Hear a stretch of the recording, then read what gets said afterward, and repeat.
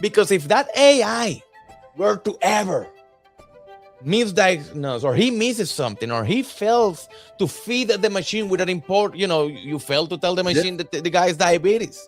Because you got to check the input and the output, not just the output. You got to check the input too, right? And then all of a sudden something goes south. When the lawsuit comes, it's his neck. About it's not someone who's just finishing up their coding certification, their software coding. So I guess there's a certification for this. And they're just finishing it up. And I'm like, well, they're finishing it up just in time to not use it, right? Well, it's going to be a nice hanging. It's going to be hanging on the wall. I'm certified in something that. I to like the movie to be a blockbuster, because if now you can spend so much less on creating a movie that is only popular within a segment, maybe woman over 65 will feel. But guess what? They're going to spend the money on it. They're going to go watch it. And you spend $50,000 making the movie, but now you're making $3-4 million. It's not a $100 million blockbuster, but in how us in America have 5 million current weapons. You have seen Trump. Not only that.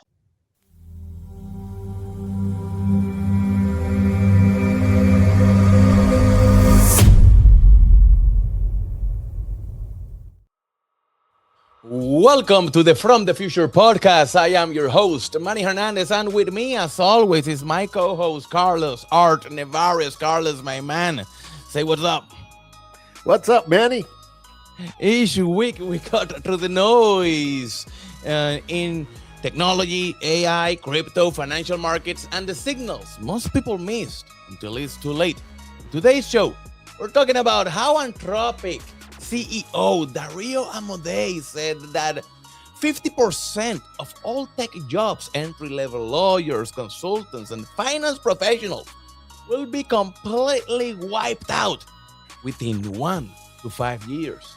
In other news, Sam Altman's Project World looks to scale its human verification empire. His first stop, Tinder.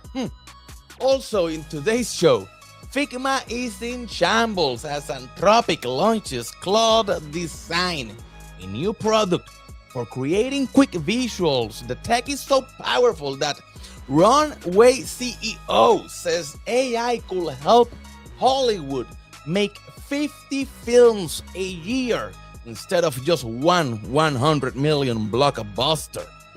In other news, the whole crypto industry got wrecked yesterday, this weekend, as KelpDAO breach, the KelpDAO breach, got hacked worth of $290 million, and that triggered a DeFi contagion affecting AAVE, the biggest lending protocol in the industry. We'll break down what the headline says, what it actually means, and why it matters for your future. No hype, no fluff, just clear signals from the future. So smash them likes, subscribe to the channel, and let's get into it. Carlos, my man, did you know that this week Anthropic CEO said that over 50% of the jobs, every job pretty much, will be completely wiped out within 1 to 5 years? What do you think about that? I was actually having a conversation yesterday about someone who's just finishing up their coding certification, their software coding. So I guess there's a certification for this. And they're just finishing it up. And I'm like, well, they're finishing it up just in time to not use it, right? Well, it's going to be a nice hanging. It's going to be hanging on the wall. I'm certified in something that, I totally agree. I think that you can look at some of the other highlights around this, right? That with so many people talking to GPT, the number of lawsuits has gone up, right? Because people are asking, "What do you think?" And GPT creates a case for them. And well, it's so much easier to create your case for a small claims court, for example. Those will definitely go higher, and it will allow people to actually defend themselves more effectively against injustices. So there's the pros and cons. And think about it, like, like my parents, they're old, they're getting close to 90 and older, and I don't want a 100-year-old person to complain, but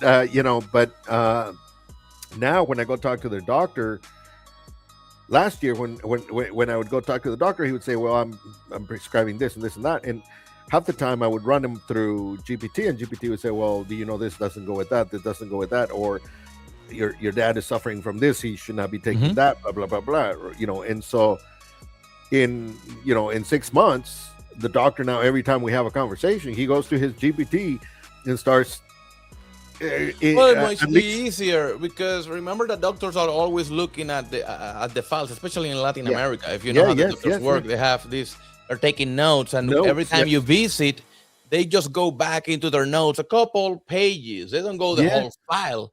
Now with GPT, you could eventually, every time a new patient comes in, you could load the whole file and get a proper summary of all the pre-existing conditions and all the previous treatments and what worked, what didn't work, all of the things at the fingertips of the doctor, right? But eventually, then it's going to transition into the AI alone will be the doctor. And that's the problem. I'm okay. I'm not okay with the AI alone being the doctor, because it doesn't know what it doesn't know. But I am okay with the doctor that goes and says, okay, I just checked GPT. It says blah, blah, blah, blah. And I agree with it. Like, that's the thing. So the human responsibility can never go away. It goes back to the IBM era, where it says a computer can never be held responsible. A computer cannot go to jail. So at the end of the day, it doesn't matter. I think that doctors will continue to exist just as a matter of responsibility, being able to double check and make sure, the liability side of things. But let's look at what the CEO says, because there is an interesting take back from Jensen. I need to add it to this stage. From Jensen, the CEO of NVIDIA on it. Actually, I was going to show you the clip from Fox, which is where the interview took place. I think it was yesterday or last Friday. But actually, this guy here did a good job putting together the summary of the clip from Fox, but also what Jensen thinks on the topic. And it's a great contrast. So let's check it out. The document, brainstorming, putting together a financial report makes me worry a lot that entry-level jobs in areas like finance, consulting, tech, many other areas like that, entry-level white-collar work, I worry that those things are going to be first augmented, but before long replaced by AI systems, and that we may indeed. It's hard to predict the future, but we may indeed have a serious employment crisis on our hands as the pipeline for these early stage white collar work starts to contract and dry up. If we scare this country into thinking that AI is somehow a nuclear bomb, so that everybody hates AI and everybody's afraid of AI, I don't know how you're helping the United States. You're doing a disservice. If we scare everybody out of doing software engineering jobs because it's going to kill every software engineering job, and we don't have any software engineers as a result of that, we're doing a disservice to the United States. If we scare everybody out of radiology, so nobody wants to be a radiologist because computer vision is completely free, and no AI is going to do a worse job than a radiologist, and we misunderstand the difference between a job and the task. The job of a radiologist, patient care, task to read a scan. If we misunderstand that so profoundly, and we scare everybody out of going to radiology school, we're not going to have enough radiologists and good enough healthcare. And so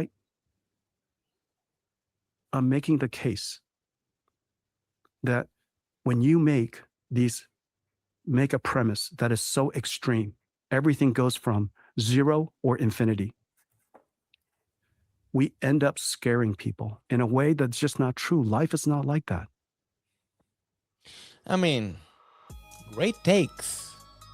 But what is in my mind is something that he said. We were just speaking about it. In the beginning, it's going to augmentate.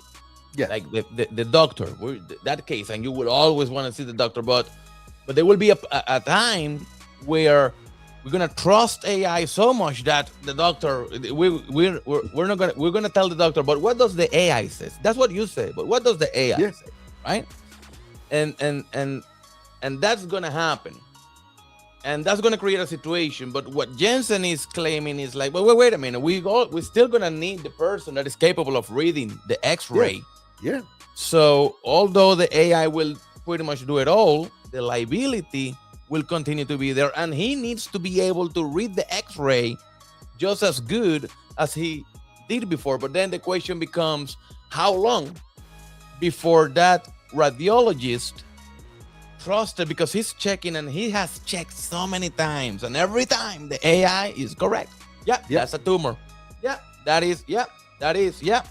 Yes, and then all of a sudden, the radiologist is trusting his AI so much that he stops checking. Yeah, well, if the AI said it. You know, I think what he said was that there's a clear difference between a job and a task. Okay. Right? I think that over time, the job of the radiologist may indeed the task of reading the X-ray may go away, right? Because with so many checks and so many everything in the AI, it will never fail. There's probably more failures in human reading than there's going to be from the AI, right? So I think that particular task will go. But the job of a radiologist is not just reading reading the X-ray. There's other parts to the job that don't deal with that. Now, is it possible that and responsibility being one of the highest levels, when it's intangible. You may think the guy's lazy because it's just no, but he's responsible, because if that AI were to ever misdiagnose, or he misses something, or he fails to feed the machine with an import, you fail to tell the machine that the guy's diabetes. Because you got to check the input and the output, not just the output. You got to check the input too, right? And then all of a sudden something goes south. When the lawsuit comes, it's his neck on the line. It's not the AI. The AI, they will replace him, and then it's the same AI that will be working, right? So I don't think that they were saying different things, right? Because Altman was saying, look, entry-level, white-collar jobs, entry-level, right? When you think about how I use an entry-level software engineer, I can't trust him with much. But that's the thing. Right? If you remove the entry-level, eventually, if you never have an entry-level guy, you will never be able to convert an entry-level into a senior. No, so I think what happens is the entry bar gets much higher now. The entry levels have to come in better trained. Now they know how to use AI properly. The entry level should show up already with a portfolio of ideas and things that you created on your own, maybe as you were studying, right? Correct. To show that you know what you're doing. And I mean, for me, like these days, if I'm interviewing an engineer, I'll ask him to vibe code me something right in front of me. I want to see your process. I want to see how you work. Here's the problem. Here's the problem. I want to see how you get it. Because I noticed that with some of the consulting companies that we use, and they're telling me, oh, we're using AI all over the place, blah blah blah. But then when I talk to the engineers and I'm looking at the speed of development, it's so slow. There's no possible way that they're using the AI effectively, right? And because they don't care, they get paid by the hour. So that has to shift completely. Yes, that has to shift. It has to be an incentive level. That's also something that I think is going to be much more during the transition time beneficial, where companies are going to require production, right, and output, but you can use or not use AI. We want you to do this, right? But then they will be more flexible with your time. They're not going to be giving you too much hassle about hours worked if they know you are producing, because right now everybody will be able to the output could be so high, but companies don't need that level of output. Companies have not been able to evolve to expect the boards when they do the yearly plan. They're not planning many tasks because they're assuming humans are going to do the task.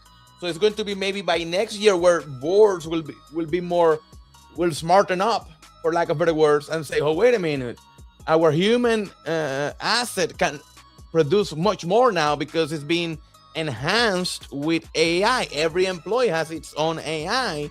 So now we can plan what usually was going to take us 5 years. We can now cramp it all in just 1 year because we should be able to do it or get close to achieving our 5-year goals in just 1 year. And then, like you said, every goalpost moved. The goalpost of the company moved in terms of expectations. But then once that happens, then HR, IT, all the departments have to also adjust their goalposts. I guess that's the way to do it. But then in the time during transition, there will be some guys who take massive advantage of this. Yes. And there will be some guys that they cannot adapt. And they cannot. And those are the guys looking to see if Elon Musk sends a universal high income, they say now. It's an universal high income check. Good luck with that, my friend. Oh my God. I think you're right. Like I see the role of the human adapting over time, right? But because think about it, even in a company, if all of a sudden everybody's producing 50, 100% more, doesn't matter how much. Is there a need for that 100% more of our products? That's the thing. Companies, can we productize? Can we consume? Can we, Why are you forcing the company to continue to output new stuff when they already achieve stable what they were here to do? They already do it. There's nothing better than a boring company that does what it was supposed to do. If the company is always innovating, like we're about to see, then it loses the soul. And then the transition, I keep coming back to this transition period.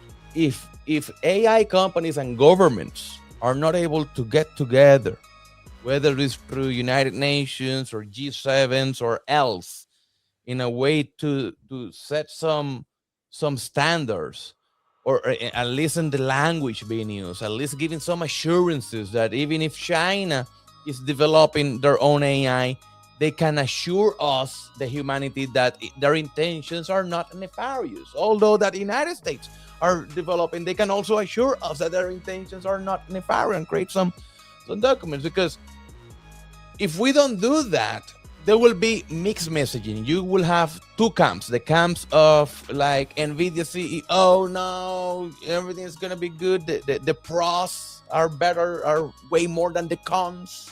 Mm-hmm. But then you will have the boomers and the Gen X and the millennials, moreover, those 3 generations that will have the toughest time adapting, taking a notions like, wait a minute, I'm already 50 years old, and you tell me that now I have to go back and forget everything I was taught and relearn a whole new set of skills because otherwise I will not be competitive in the marketplace. F that. What I'm going to do is I'm just going to go after Sam Altman, who is the guy building this, right? And we're just gonna go after him because that's what's happening to Sam. In the early hours of April 10, a man approached the gate of OpenAI CEO Sam Altman's house, and in San Francisco, and he threw a Molotov cocktail at the building before fleeing. The suspect, 20-year-old Daniel Moreno Gama, was arrested less than 2 hours later while he was allegedly attempting to break into the headquarters of OpenAI with a jug of kerosene, a lighter, and an anti-AI manifesto. Why? Because of this messaging that we were just speaking about right now. Yeah. But not only that, because of the actions of some of these guys. Because when you look, for example, at Sam, and this is yet another story I got prepared here. We can do it like this. They're just announced that their project World is celebrating a new evolution of rapid expansion. Tools for humanity, they call it. They named the company. And they announced that in Friday that they plan to integrate their verification tech into dating apps. And, concert ticketing systems and business organizations and email and all kinds of things. And they say that the world is getting close to a very powerful AI that is doing a lot of wonderful things. World formally distinguished itself from many of its ID verification peers. So for those of you that don't know what this company is about, basically Sam Altman used a cryptocurrency to launch a new type of ID technology, and he distributed across many places in the globe this orb-like device in malls and parks and places where you can actually go in and scan your eyes into the machine, and they will give you a wallet, and they will give you a cryptocurrency that will airdrop some money to you in order for you to join their system. But this is what will become what they call the proof of humanity. You will be able to proof of real human to services, and they're trying to soft launch these because they have been collecting enough IDs already. They have been since 2020, I think, or 2021. Wow. Just collecting IDs. People like will go like sheep to the machine and they get scanned, right? Well, now I guess that the technology got robust enough, so to the point where now they can integrate it with Tinder, so that you can show Tinder your this is using zero proof knowledge cryptographic verifications. That's how the technology works. And so you can give your world verification ID or whatever they're going to call it. I don't know how they call the actual ID itself. And now you can show your whatever that date is that you're not a bot, because I guess that there's many bots on these dating apps. So you can show you're human. I guess it's a big problem.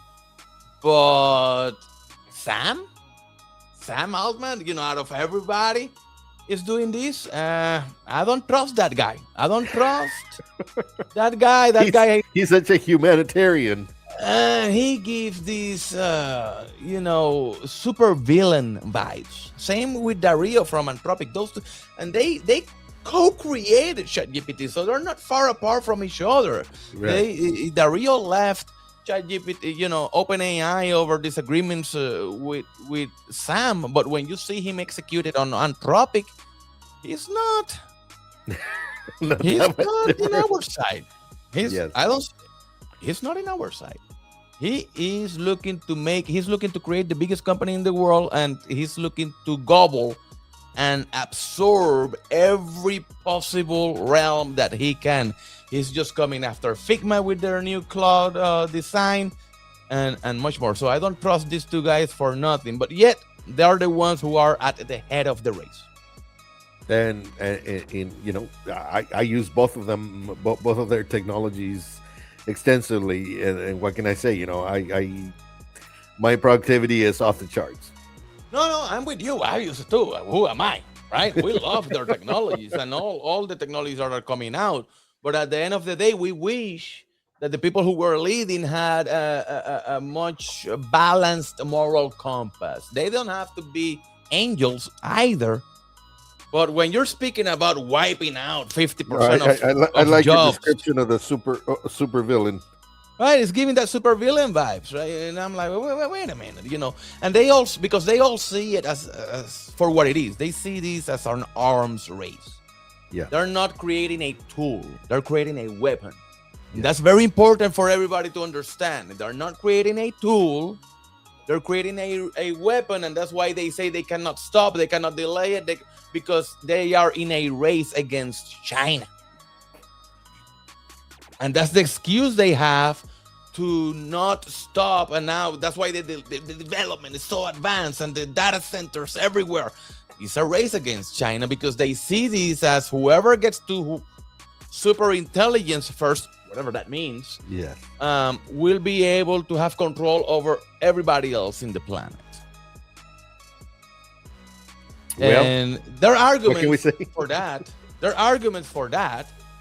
But at the end of the day, that's why I think at some point they should be like a get together in the table from all the top scientists in the field and to create some standards. It has nothing to do with we can continue to be enemies. It's the same way we did it with Antarctica. The same way we say, okay, nobody's going to touch Antarctica. We're enemies. You're Russia, you're China, but can we all agree that Antarctica is off limits, because otherwise everybody will realize that we're in a flat Earth and that's not good for business? And then everybody agreed. Everybody agreed to be on the lie. They're enemies. They're all in the lie. So I know they can do this for the higher purpose of their pockets or their perceived control over humanity. For whatever reason it is, I do believe that unless we balance out, because then I don't even want us in America to be the first to get it. Why? Because I have seen how us in America have used the current weapons. You have seen Trump. Not only that. Let's not even talk about Trump. Let's talk about the last technology, historical technology that had the same implications: the atomic bomb, the race, the nuclear race. There was a race, and yes, Russia was building, and yes, China was building, and yes, America was building, and everybody got the bomb. Everybody got the bomb. Who used it? Yeah. And I love America. I'm a vet. Supposedly. I wasn't there, bro. And I see how they lied to me in real time. Right. I see how even when I see 4K video, they manage to twist the narrative in such a way that make me think, oh, maybe really? You see what I'm saying? It make me doubt. And that's in real time. I had some kids talking the other day that maybe Hitler wasn't so bad. They had been watching videos, AI-enhanced videos. Don't even get me started on that. Because maybe he was right. I don't know. I wasn't there. Right? I didn't write the history. I wasn't there. I'm sorry. I have seen some videos, but I haven't seen all of the videos. And not everything was filmed. It's not like today that you cannot even fart in public without getting caught in camera. Yeah. So whoever wrote the history knows the truth. But anyways, that's nothing we can do about it. All I know is that there's a race. They are treating this as an arms race, not as this is not about a new technology that's going to, it's not a race for who's going to control the social media empire. No. Right. They see this as whoever gets the super intelligence first have a shot at controlling humanity. What they want to do with that, I don't know. But we even see now, Pentagon. We don't want anybody to, not one single human being to control that. There you go. So we'll see what happens. But I do know that Anthropic is taking over many niches within many industries. For example, now they just announced on Friday that is launching Claude Design, a new experimental product that lets users create visuals like prototypes, slides, and one-pagers, and more using Claude. The company says Claude Design intended to help people like founders and product managers without a design background to share their ideas more easily. So basically, they're after Figma, because this is what Figma was used for, and Figma was already doing a great job integrating their tools into Figma, but that didn't stop them. Mm-hmm. Now, with that said, this is the first iteration. Boban, for those of you that don't know, he's a super brain, our senior engineer in our tech team in the back. And he just told me in a call that he took it for a spin. He wanted to check it out. And he says that it's lacking. It's missing a lot of stuff still. But it's really good. But that's not the thing. That's what I told him. It's not about that. Yeah, it's lacking. But it shows intention. It shows direction. And that's version 1. Nano Banana 2 wasn't that impressive. But then version 3 came around. Wow. Yeah. Right? So maybe this is not that impressive for him.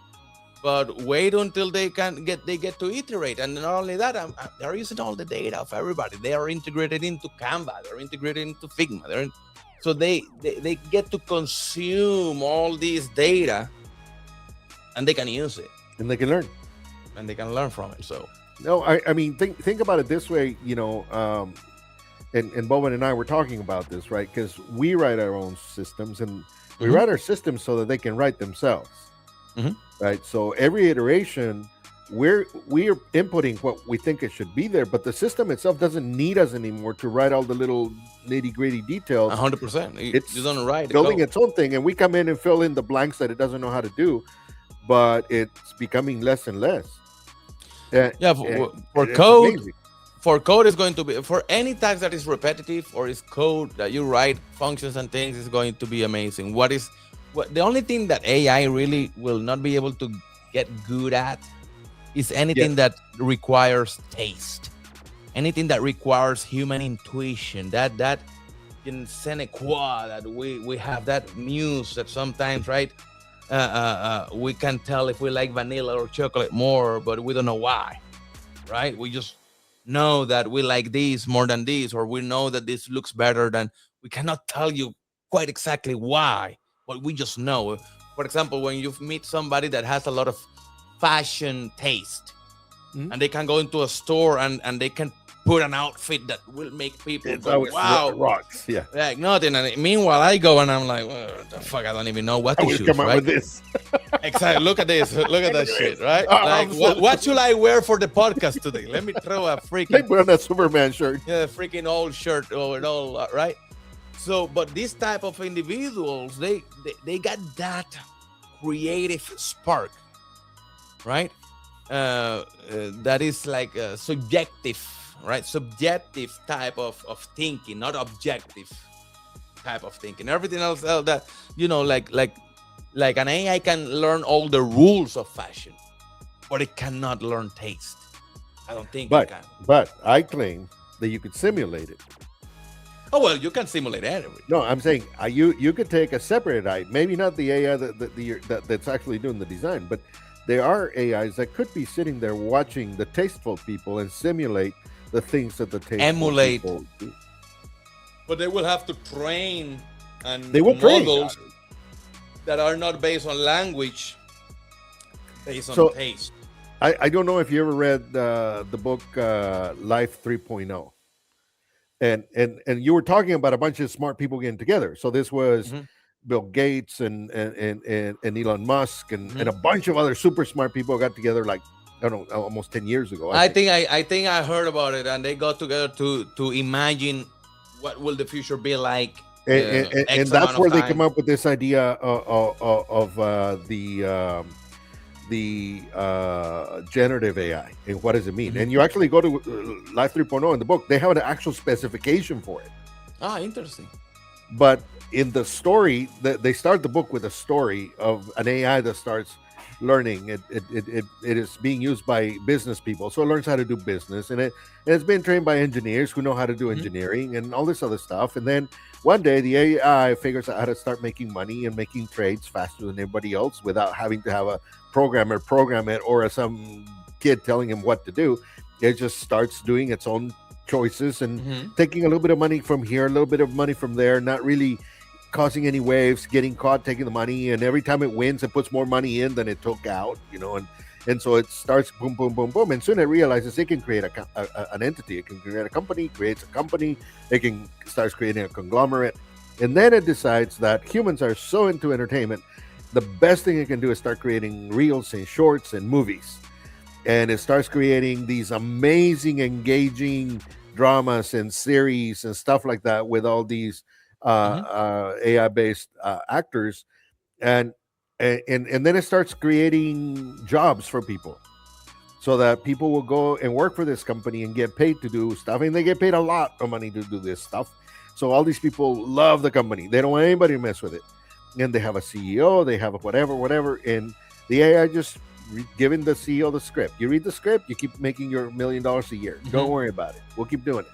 And so the AI keeps growing and growing and growing, and one day they got the medical taken care of, they got the government taken care of, they got the whatever, and they're like, guys, you don't need to worry about it, we'll just take care of you, you guys go make your lives better, we'll just send you the check, right? And so anyway, that's sort of how the story goes. But the whole thing is that it starts putting these observers in place when it wants to learn a behavior. It puts observers in place that teach it how That's to. what we're lacking right now. Yeah. Observers that are observing individuals, but also groups.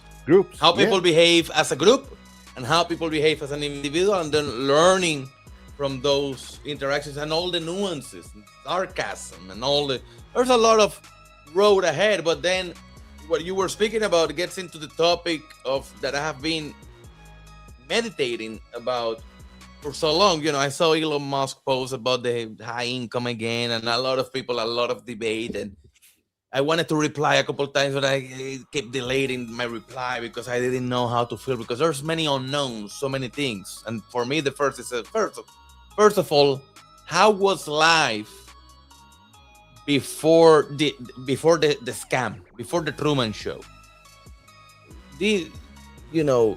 I think that we have been working to chase money maybe for the last 500 to 1,000 years, on 6,000 years of history.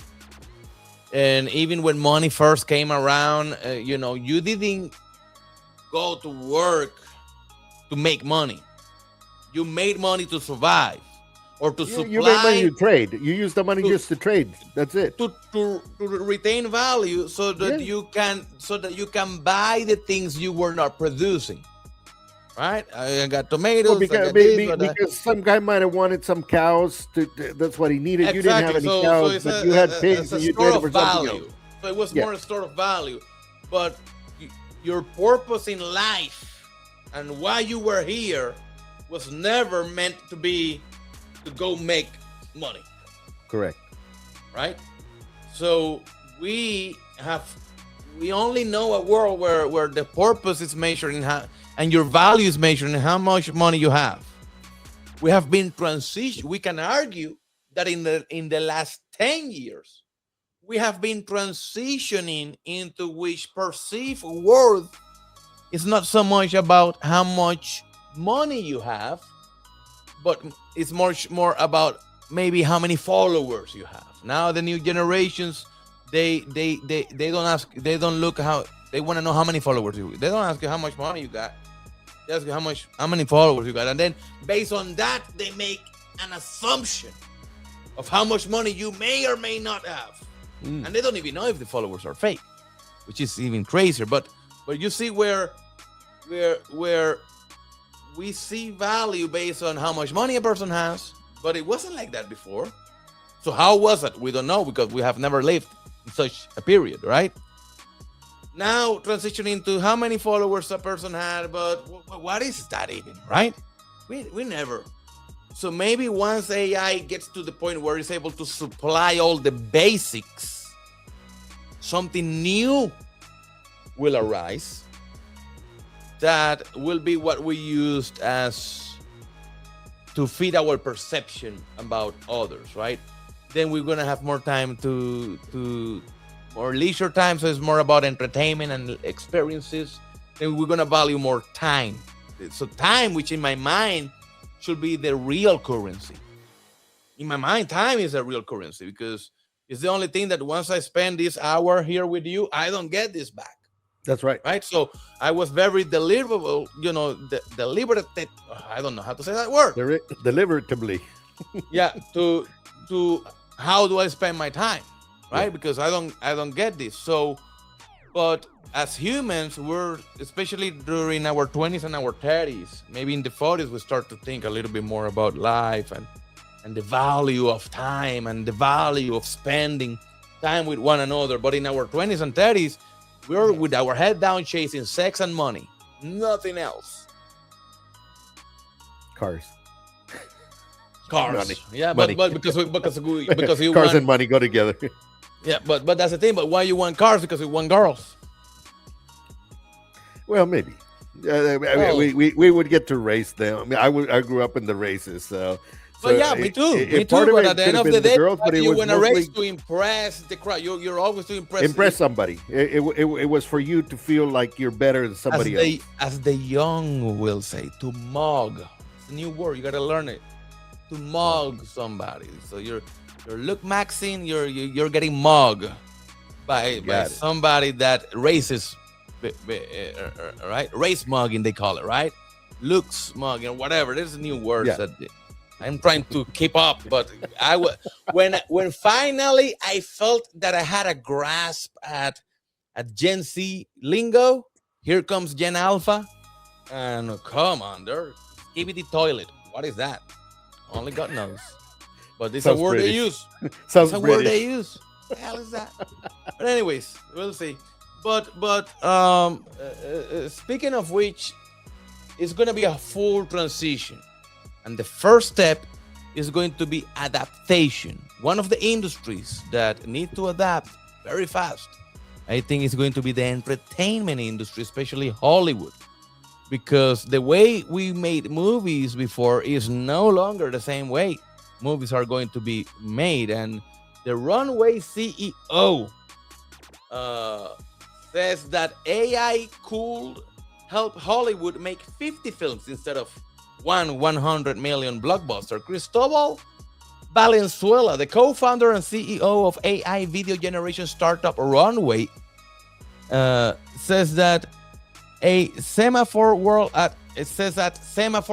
economy. Who's choosing the names for these conferences? Semaphore. What the hell is that?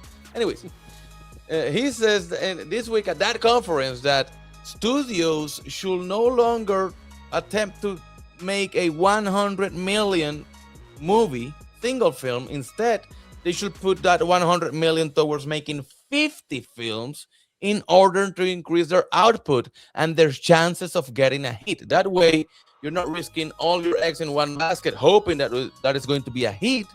With 50 movies of same quality, right? Because you cannot sacrifice the quality.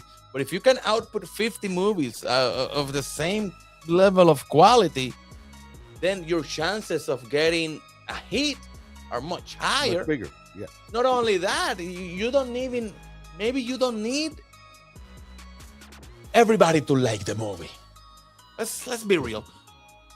You don't need everybody to like the movie to be a blockbuster, because if now you can spend so much less on creating a movie that is only popular within a segment, maybe woman over 65 will feel, but guess what?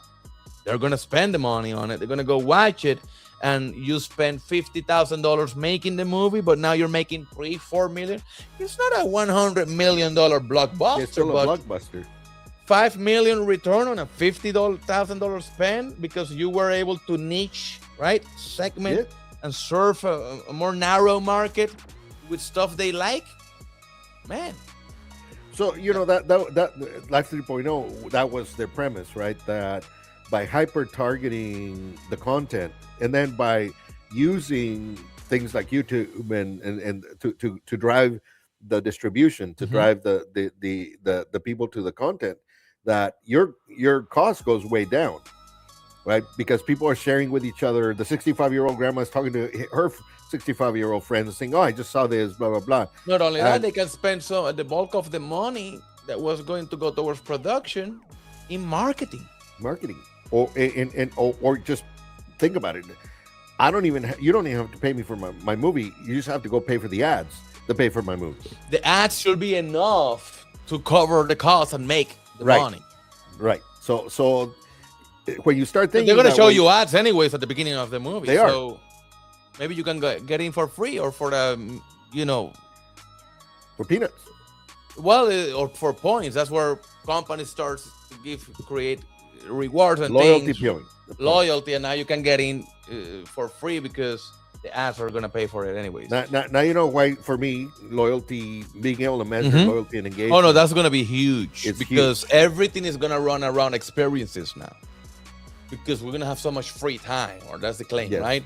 So then accumulating points that would allow you to unlock experiences will become wow. And then people doing stuff just to be able to go to this private VIP Coachella, whatever, right, in next year, or people are accumulating for when the Burning Man, right, these VIP experiences will be huge. But I see everybody's pivoting one way or another. Yes. Now, some are pivoting way harder than others. For example, with our Dillon Force at Dillon Wallet, it wasn't hard for us to include AI technologies under our umbrella and pivot and make sure our technology becomes more robust. But it makes sense because crypto and AI goes hand by hand. But what do you think even at the lower level technologies? Exactly. But what do you think about companies like Allbirds, who, let's see what our correspondent Gabriel Haynes have to say about their move. Check it out. Sold all our shoes and we're buying GPUs. The future is not in footwear. AI doesn't have feet. AI doesn't walk around. That's why we are buying GPUs. Nobody even leaves the house anymore. Nobody cares about our shoes. Yes, it was a big thing in 2020, but that is long fucking gone. So we've sold all our shoes and we're buying infrastructure. We're an infrastructure company now. It's new birds. We left the all behind and now we're new. We're looking forward. We know a lot about ChatGPT because we use it every single day. And this is how we're going to provide cloud infrastructure. We used to provide clouds for your feet. Now we're going to provide clouds for the AI. And listen, it's wonderful. It's working. It's pumping our stock. Our investors are happy. And this is definitely not a bubble thing. This is definitely us being forward thinking on the cutting edge. Allbirds is new birds to the moon. Sold all our shoes and we're buying Jeep. Man, this is crazy. Like, but he's right. But bro, okay, I can understand many companies pivoting into the AI, but how are you gonna go from pretty much being a shoe company selling shoes? Yes. And now we're an AI company. So now my barber will close up shop. We're no longer a barber. We're now an AI shop. We have 3 Mac Minis in the back with open claw, and we're ready for business. What are we talking about? Well, it's ridiculous. We were talking before the show about, this idea of swarms of people selling their local GPUs on networks so that people can use them. But that's business. I can understand that. All the GPUs, and there's a lot of opportunity there because there will be a bottleneck on GPUs, and we are laying around here. I got 1, 2, 3, I got 4 just laying around here, and I'm using just 1 to make this video, right? So I can understand that, but then you're talking about businesses that had nothing to do with AI technology or whatever. It's like telling me like that a bakery, right now closed shop. We're no longer doing bread. We're just gonna put Mac Minis instead of the oven. We're gonna use our ovens to power AI. But it's a move. What they did is just to pump the stock, which is the part. So their stock is now pumping, and yet all they said, and that's what people don't read their press releases. They didn't say that they're gonna buy. They didn't say we're gonna buy chips and infrastructure and build cloud. No. When you read the actual press release, they say we are going to seek to buy. We're going to seek to buy. We're not going to buy. We're just going to look to do it. To buy. That's it. That's the key word most people missed. And the stock went crazy now. But they're just going to seek to buy. So if they even if they never build it, all they have to say is like, but guys, even if they never find it, they sought for it. This is just a press release, bro, to pump the stock. That's all it is. There's no other way to put it. And if you don't want to pump your stock with crazy shit, and you want to actually build real valuations, give your customers what your customers want. And what your customers want is for you to be available for them 24/7. That's why you have to transform your website with intelligent voice sales agents that you can deploy voice-powered assistants that can help your customers answer questions, drive conversions 24/7 without you having to be behind the computer all the time. Your customers want accessibility, and Voice Sales Flow provides that. So install Voice Sales Flow today into your website. Take the free trial and see how a voice sales agent can transform and up the amount of conversions you get from your customers with this amazing technology. So install Voice Sales Flow today start the free trial and go to voicesalesflow.app and check it out, because this is going to be the little tools that are going to make a difference in the 2026 and beyond. So my man, the crypto industry today, it's in shambles. I gotta tell you, we got completely wrecked this weekend. Did you hear about the hack on the bridge? I heard about the hack. Man, it's making its rounds. I found about it this morning. I wasn't even aware yesterday. I was dealing with my mother's-in-law health situation, and I wasn't aware that this was going on. I am locked. I got some loans on AAVE. All the money is actually locked in there. But what really happened, for those of you who are not yet in the loop, is that hackers exploited a cross-chain bridge on Saturday, April 18, draining nearly $300 million from a key piece of decentralized finance infrastructure and setting off a ripple effect across multiple crypto platforms. The attacker siphoned about 116,000 RSETH, a token issued by KelpDAO that represents restaked Ether. So RS means restaked. So this is restaked Ether. By targeting a bridge built using Layer 0, a system that allows different blockchains to communicate, and the total of losses is estimated to be around $293 million, making this the biggest DeFi exploit of 2016. But the issue is not so much about this hack, and let's keep it real, guys. A $300 million hack in crypto. This is just another weekend in paradise. This is nothing new. We are not saying it's good, it should not happen, but for those of us who have been in crypto for a while, hearing about 50 million and 100 million and 200 million hacks, this has just become kind of the norm. Every couple months, we get a hack like this. But the real situation with this one is that right after the hack, the hacker deposited all those restaked Ether into AAVE, and AAVE is seeing over 5.4 billion of ETH outflows as the result, because according to Blockchain, KelpDAO exploit has left a Saturn with bad debt. So basically there's a bad debt now that they acquire, and then all the whales took off. They ran for the exit.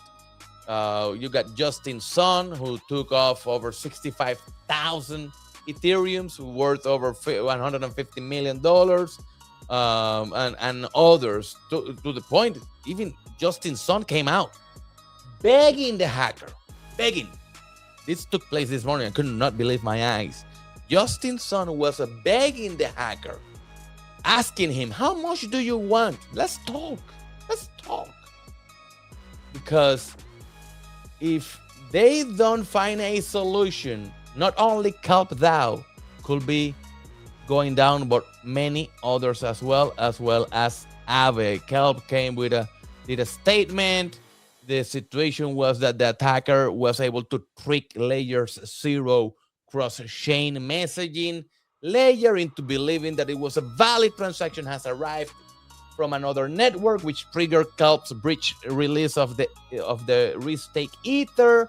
But then an investigation of the matter took place, and sleuths in X are now blaming Layer 0 technology because most bridges are using what they configure as a one of one. They can do what they n X of Y and Y of N, but instead they're doing one of one, and then they're basically allowing the decentralized validator network of Layer 0 to make the decision. And then with only one validator, so one of one means that only if one validator thinks the transaction is valid, then they let it go through. They don't need two or three validators. But then here's what happens is that Unichain, which was recently deployed, which is the blockchain from Uniswap, when they deployed layer 0 in their chain,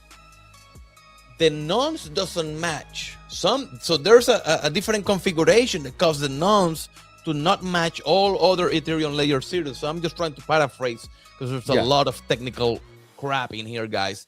But I'm just trying to make it simple for you guys to understand. So an attacker was able to exploit this difference in Uniswap. We don't know what the difference is. We just know that the nonce is different on Uniswap.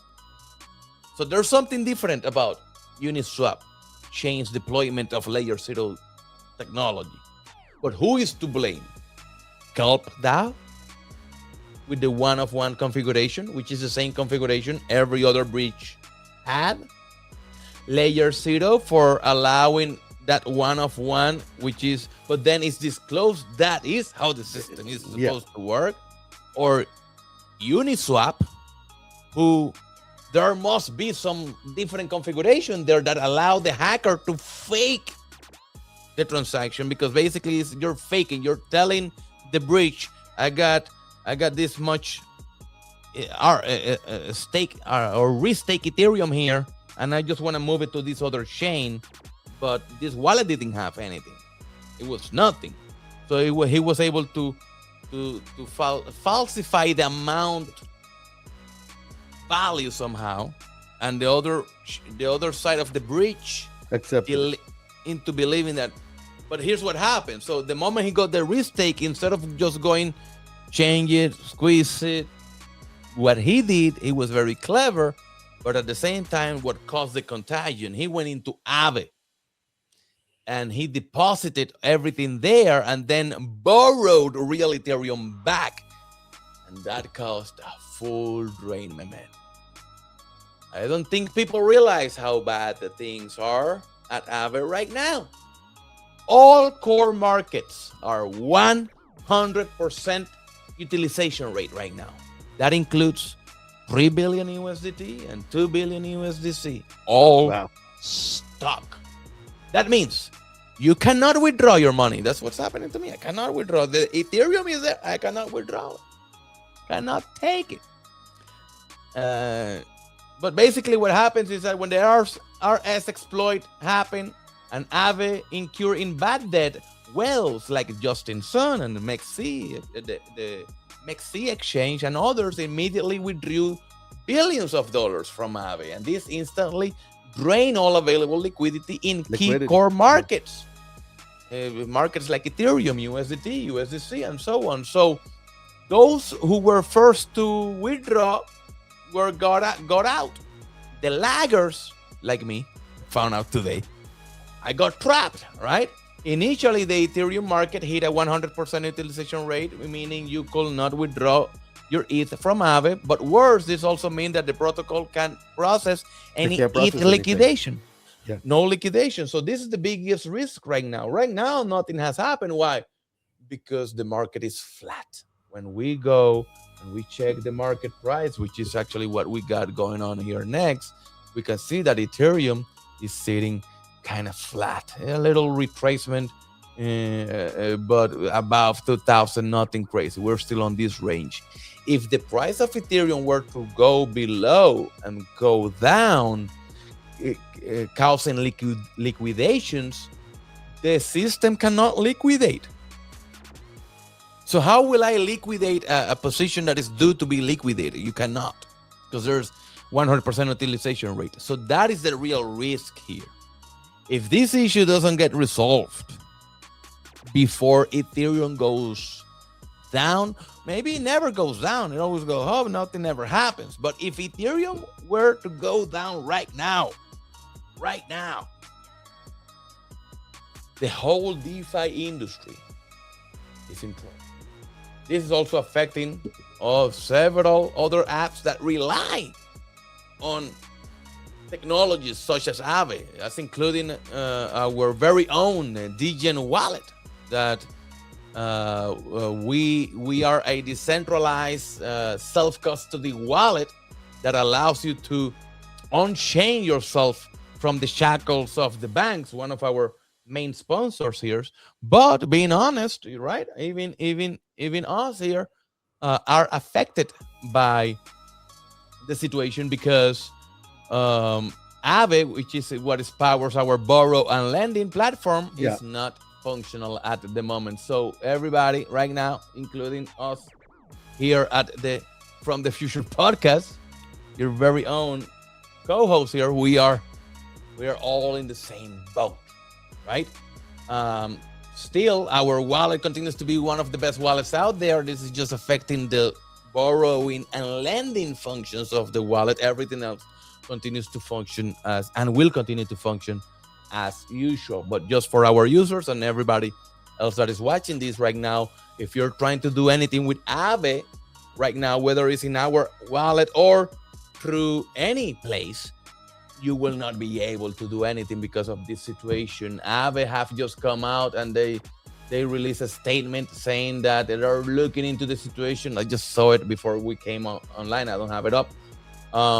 And they're looking for a resolution. I do believe they have the investment power and the backing to make everybody whole if needed. It's going to create a hole in the balance sheet. But at the end of the day, that is what those resources were there for a rainy day like this one. So let's hope that they need to get to a solution fast.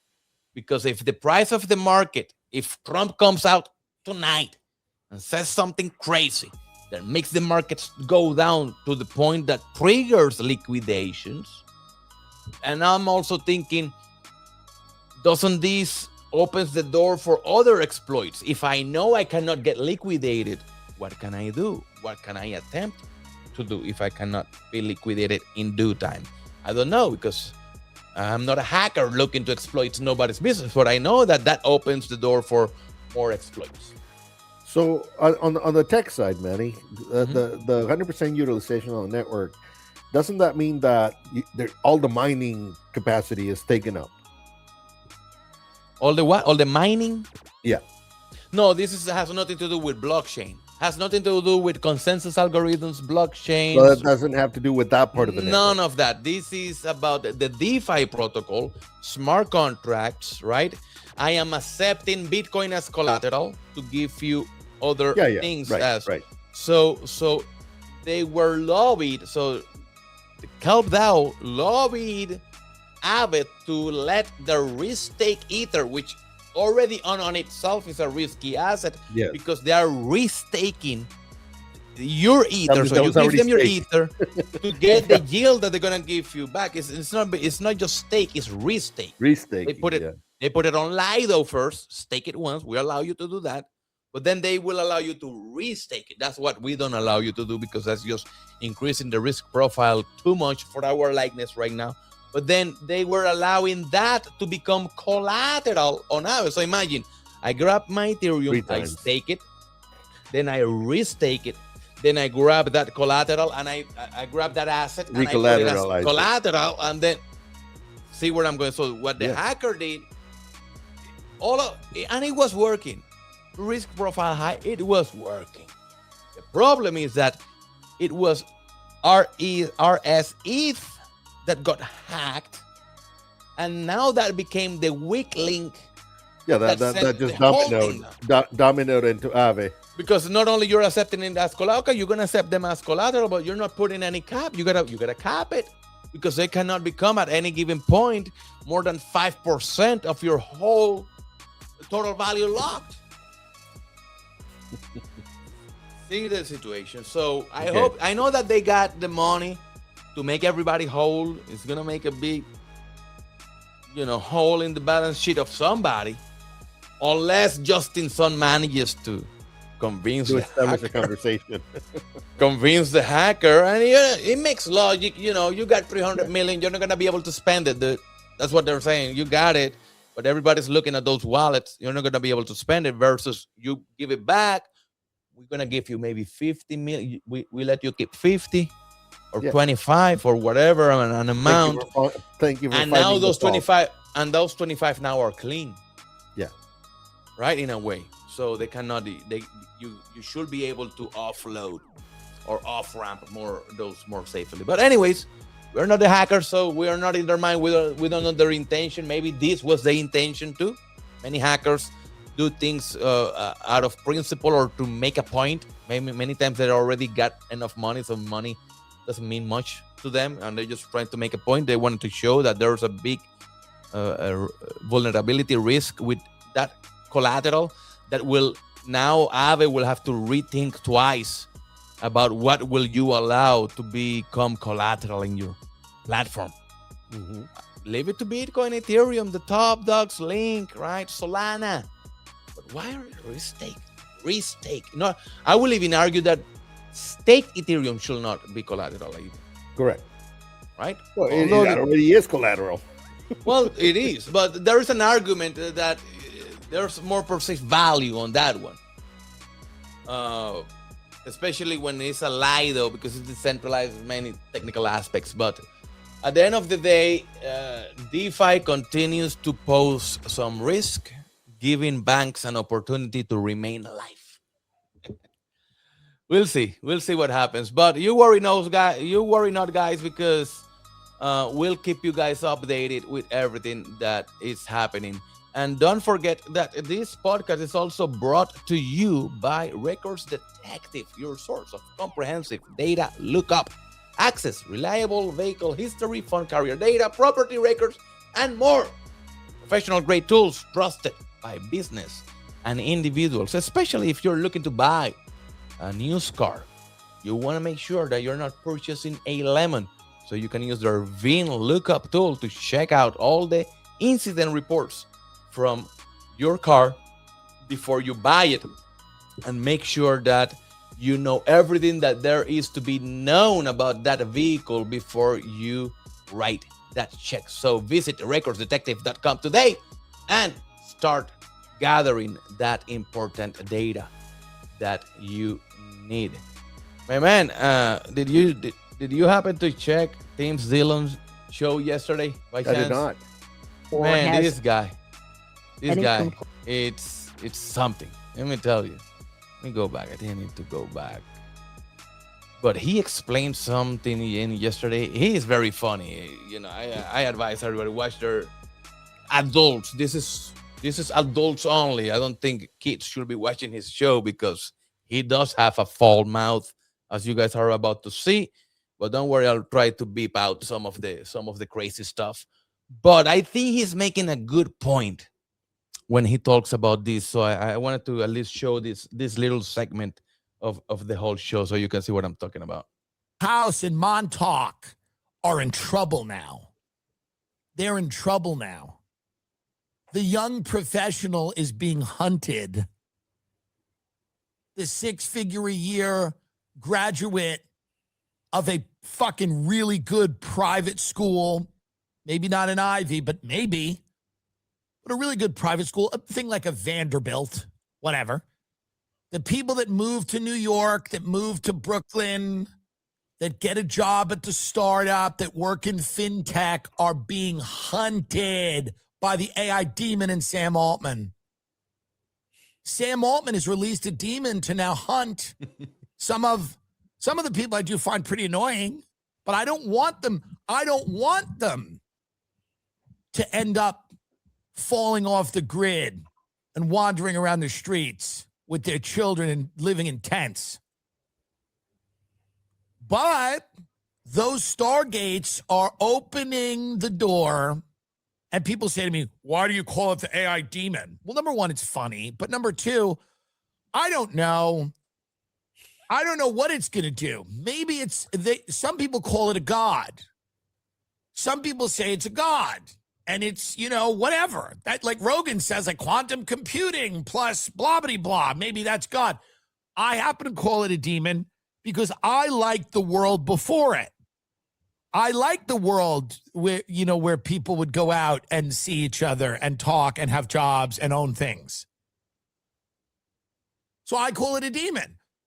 I'm not engaging in some quasi-mystic medieval religiosity here. I'm just using a term to describe the nothing. You want me to call it the nothing from Neverending Story? That's fine. The nothing. If you remember Neverending Story, the great film from the 90s, where Atreyu battles the nothing. And the nothing blows through the town. And the nothing just leaves everything, and it all says for lease, for lease, for lease. Open a business here outside the bus stop, in the empty parking lot. Open a business. But the people now, by the way, globalization has displaced the manufacturing sector in America. So if you lived in upstate New York or Scranton, Pennsylvania, or somewhere in the Rust Belt, you've been fucked. He's right.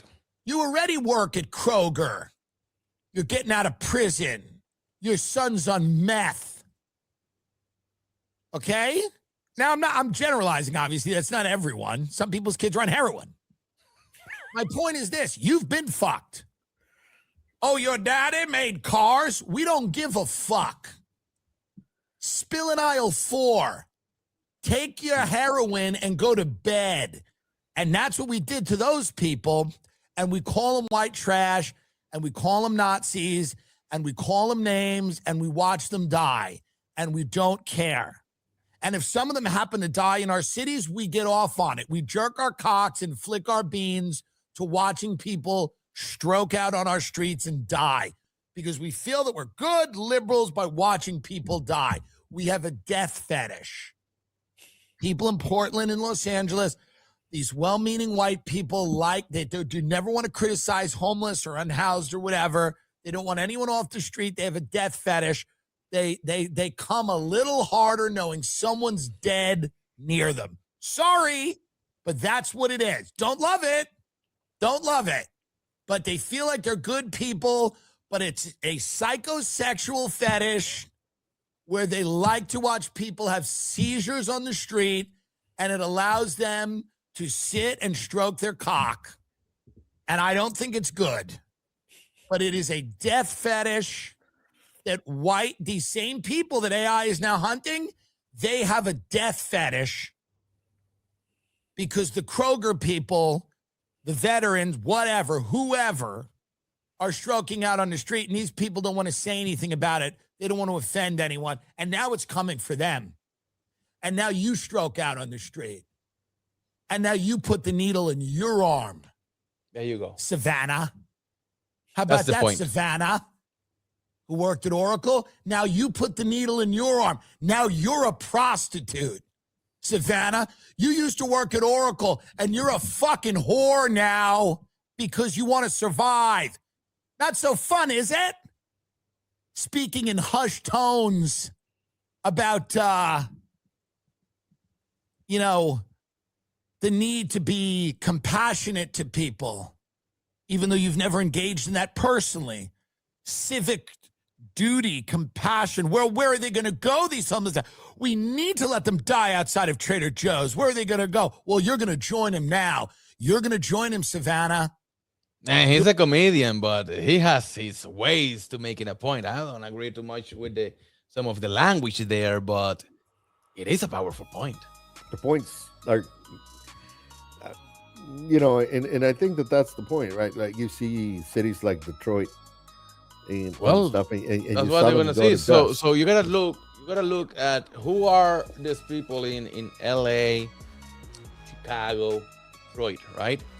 Many of them, if not the majority of them, are the misfits, those who were not able to adapt to the change and were left behind by society. And what society did was give them drugs to make them forget, or to appease, to make them make the struggle more, what's the word that I'm looking for? Easier to take. Easier, a little bit easier to take, right? That's why you sip on that bottle. That's why you got the needle. But that's why he says, you saw it happen. It's been happening in front of us in 4K, and we just with our matcha, with our lattes. Oh, poor guy. We just keep sipping in our lattes when people are literally dying, right?